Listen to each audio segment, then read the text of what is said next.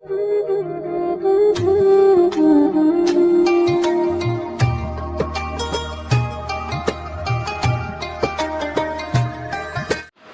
جب اس سب کے باوجود معاملہ بڑھتا گیا اور یہاں تک بڑھتا گیا کہ وہاں رہو تو ان کی ہاں میں ہاں ملاؤ، وہاں رہو تو ان کی ہاں میں ہاں ملاؤ، اور اگر اختلاف کرو تو وہاں روز جھگڑے ہوئے،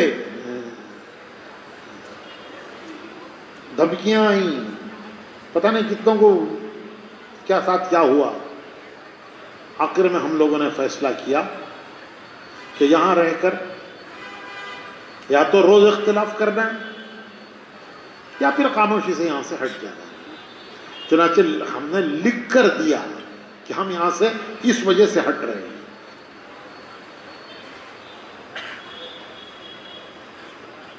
یہ کوئی جذباتی فیصلہ نہیں تھا، برسوں کی کوشش کے بعد یہ مجبوراً قدم اٹھانا پڑا۔ میں آپ سے پوچھتا ہوں، آپ نے 5-7 سال کسی مدرسے میں گزارے ہیں، آپ کا دل آج تک اس مدرسے سے لگا ہوا ہے نہیں ہے؟ کہ آپ نے زندگی کے 5-7 سال ایک مدرسے میں گزارے ہیں، آج تک آپ کا دل اس مدرسے سے لگا ہوا ہے نہیں ہے؟ ادھر سے گزرتے ہیں تو زیارت کرتے جاتے ہیں نہیں جاتے کہ بھئی ہمارا مدرسہ، یہ ہماری در و دیوار، یہ ہمارے کمرے، یہ ہماری کلاسیں، یہ ہمارا مطبخ، یہاں ہمارا کھانا، یہاں ہم کھیلتے تھے۔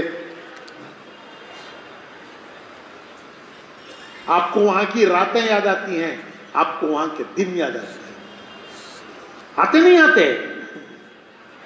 تو بھائیو، جنہوں نے وہاں 50 سال گزارے ان کو وہ یاد نہیں آتا ہوگا؟ 5-7 سال میں آپ کو اتنا وہاں سے ایک لگاؤ ہو جاتا ہے، لگاؤ کہ آپ کو وہاں کے دن یاد آتے ہیں، راتیں یاد آتی ہیں، وہاں کے یہ ہمارا کھیل کا میدان ہے، یہ ہماری درسگاہ ہے، یہ ہمارا مطبخ ہے، یہاں ہم کھاتے تھے، یہاں ہم کھیلتے تھے، یہاں ہم پڑھتے تھے۔ ایک لگاؤ ہوتا ہے، لگاؤ آدمی کو، وہ لگاؤ کبھی ختم نہیں ہوتا۔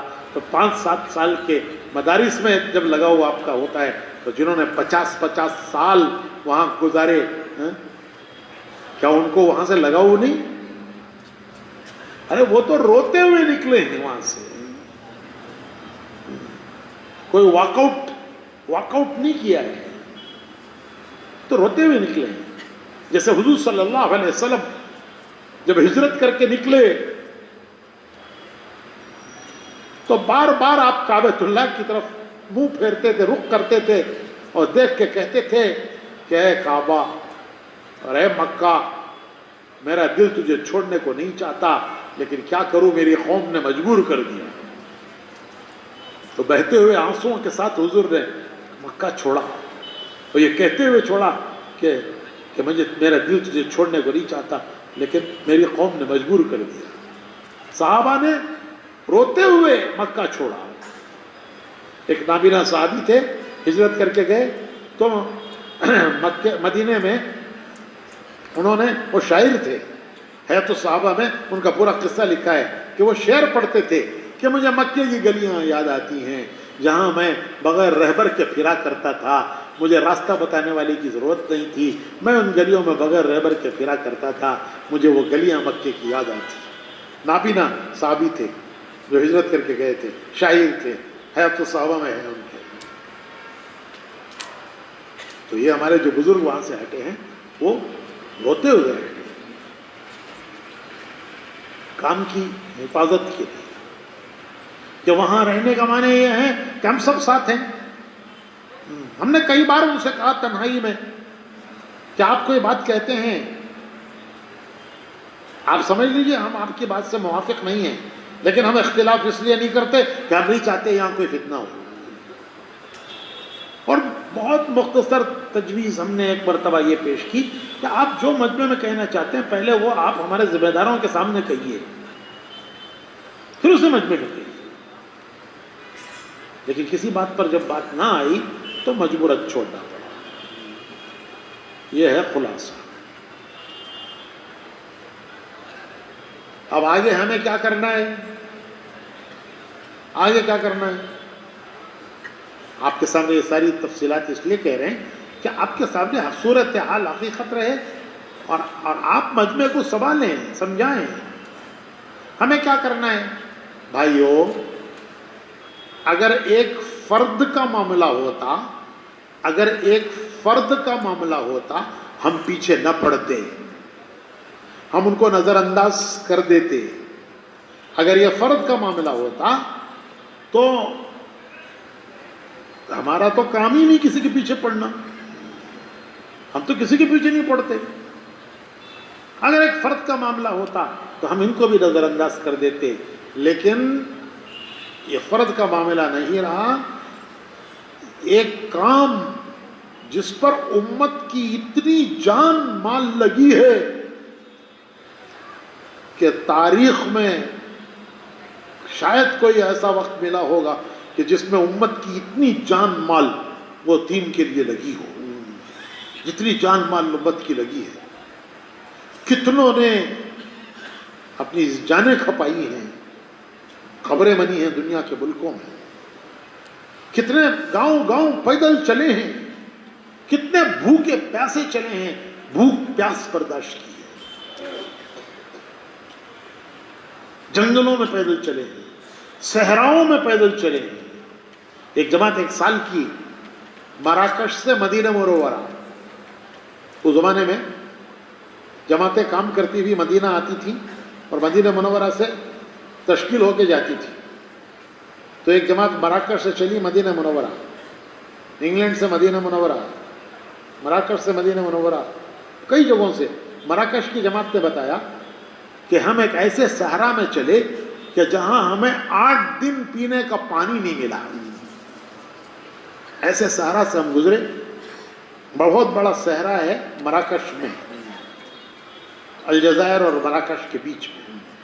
تو کہا کہ ہم 8 دن چلے، پانی پینے کا نہیں ملا، چھوٹی چھوٹی بوتلوں میں ہم پانی جو لے کر چلے تھے اسی کو چسکیاں لے کے پیتے تھے کہ پتہ نہیں کب ملے گا پانی۔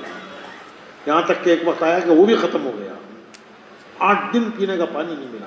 ایسی قربانیوں کے بعد یہ کام زندہ ہوا ہے، کوئی معمولی قربانیاں نہیں دی گئی تھی، کتنی جانیں قربان ہوئی ہیں، کتنوں نے کیسے کیسے مجاہدے برداشت کیے، اس سب کے نتیجے میں ایک کام امت کو ملا۔ آپ اس کی سٹیئرنگ پہ بیٹھ گئے اور پتہ نہیں آپ گاڑی کہاں لے جا رہے ہیں، آپ سٹیئرنگ پہ بیٹھ گئے ہیں اور آپ پتہ نہیں گاڑی کہاں لے جا رہے ہیں۔ تو کیا امت کو حوالے کر دیں کہ یہ جہاں چاہے لے کے چلیں؟ ارے بولو بھائی، کیا امت کو حوالے کر دیا جائے کہ آپ جہاں مرضی لے کے جائیے امت کو؟ اگر ان کا صرف اپنا معاملہ ہوتا تو آپ اپنی مرضی کے مالک ہیں، آپ جہاں چاہے جائیے،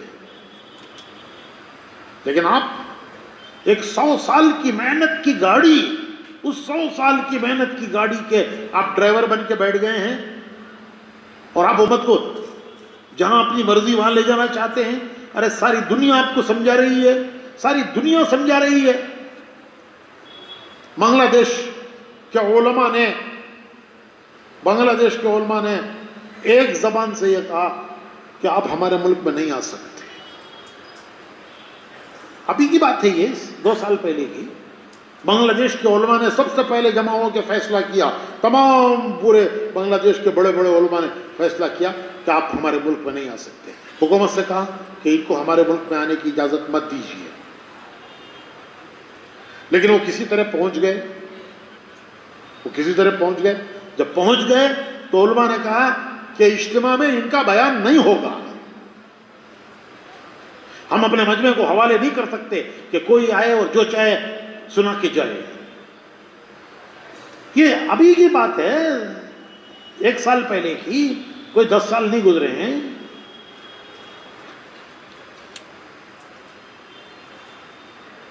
پہلے تو علماء نے کہا کہ ان کو ہمارے ملک میں آنے کے لیے ویزا نہ دیا جائے، لیکن وہ کسی طرح ہو گیا اور پہنچ گئے۔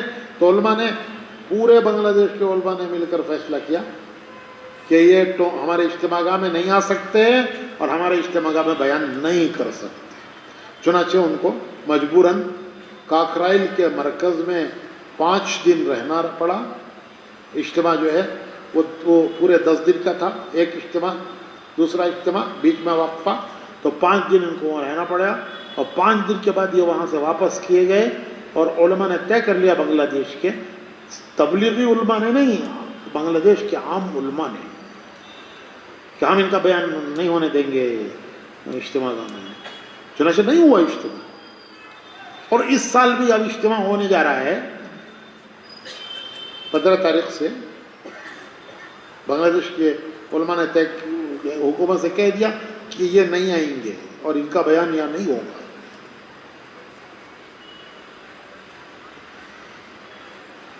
हम नहीं अपने मजबे को हवाले करेंगे, ये सादा अवाम हैं, इनको तमीज़ करना मुश्किल है कि कौन सी बात ठीक है कौन सी ठीक नहीं है। ये अवाम की तमीज़ की चीज़ नहीं है। अवाम अकीदत की ऐनक लगा के चलती है, अकीदत की ऐनक, और अगर अवाम को छोड़ दिया गया तो वो अकीदत की ऐनक लगा के चलेगी। इसलिए हम नहीं हवाले कर सकते। चुनाचे फैसला किया हुकूमत ने कि आपको वीज़ा नहीं मिलेगा, आप आ नहीं सकते, और शर्त लगाई कि जब तक आप देवबंद को मुतमईन ना करें आप हमारे मुल्क में नहीं आ सकते।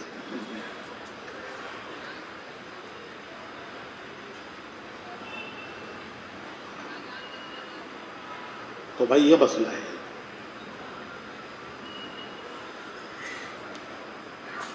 अब आखिरी बात,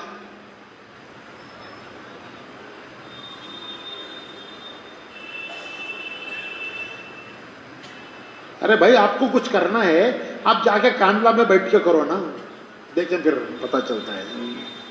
आप 100 साल की गुडविल का फायदा उठा रहे हो, आप निजामुद्दीन की जो अकीदत है उम्मत में आप उसका फायदा उठा रहे हो, कि जो मर्जी कहते जा रहे हो। आप जाके कांडला में बैठ के कहो, देखें कौन मानता है आपकी, कौन आता है आपके साथ।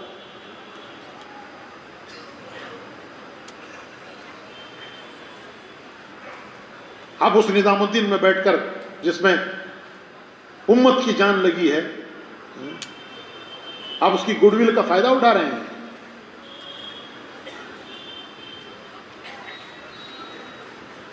आप जाके कांडला में बैठ के बयान करो, देखो कौन आता है आपकी सुनने। आपका तनहा जात का मामला नहीं, आप कूद कर ड्राइवर की सीट पे बैठ गए हो।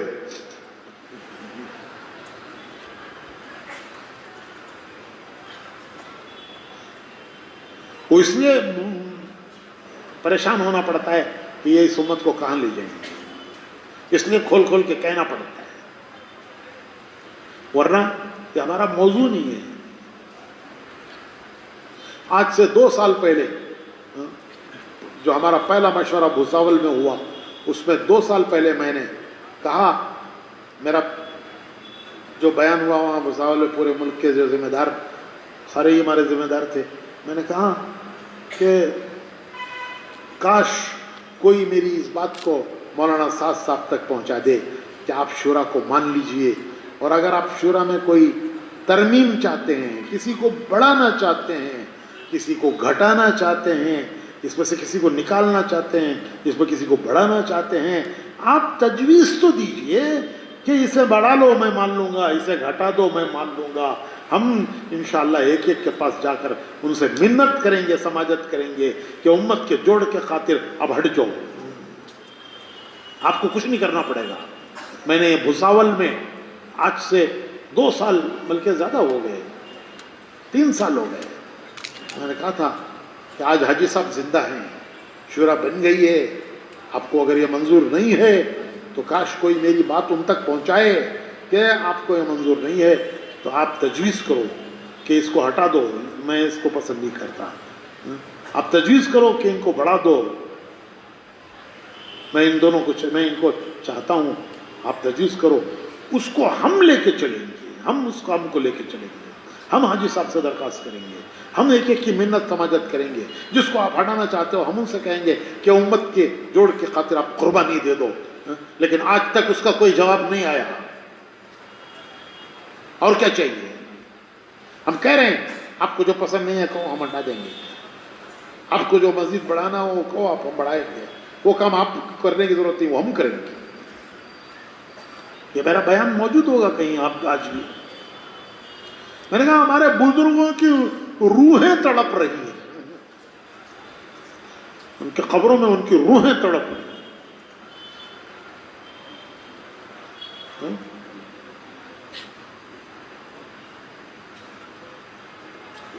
کئی بار ہو چکا، پھر 2 سال پہلے یہاں اس کتاب میں ہم نے ایک حل پیش کیا، سب پوری دنیا کے بڑے ذمہ داروں نے دستخط کیے اس پہ، وہ ہے اس میں۔ آپ لوگ پڑھتے پڑھاتے نہیں ہیں یار، کہ 3 باتیں ممالک کے احباب نے سوال کیا کہ دعوت کے کام میں موجودہ اختلاف کی کیا وجوہات ہیں اور اس کا کیا حل ہے؟ حل صرف ایک فرد پر منحصر ہے، حل صرف ایک فرد پر منحصر ہے۔ یہ خط ہے جو تقریباً 25-30 ذمہ داروں کے دستخطوں کے ساتھ، پوری دنیا کے ذمہ داروں کے دستخطوں کے ساتھ بھیجا گیا ہے۔ اس کی تاریخ ہے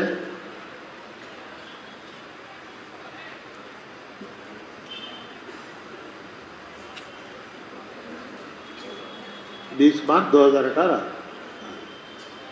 صرف ایک فرق پر منحصر ہے۔ نمبر 1، مولانا سعد صاحب شورا کی موجودگی میں شورا کو تسلیم کر لیں اور شورا کے احباب کے باری باری فیصلے ہونے کو مان لیں۔ نمبر 2، اکابر ثلاثہ مولانا الیاس صاحب، مولانا یوسف صاحب، مولانا انعام صاحب کے بتلائے ہوئے نہج پر، چلائی ہوئی ترتیب پر کام چلائیں، کوئی نئی ترتیب اپنی طرف سے جاری نہ کریں اور جو باتیں شورا کے مشورے کے بغیر شروع کر چکے ہیں انہیں روک دیں۔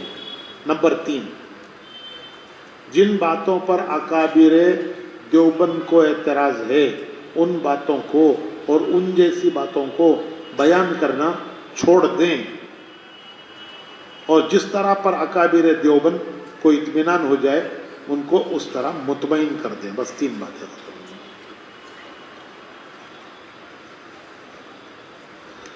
اب آخری بات یہ ہے کہ اب ہمیں کیا کرنا ہے۔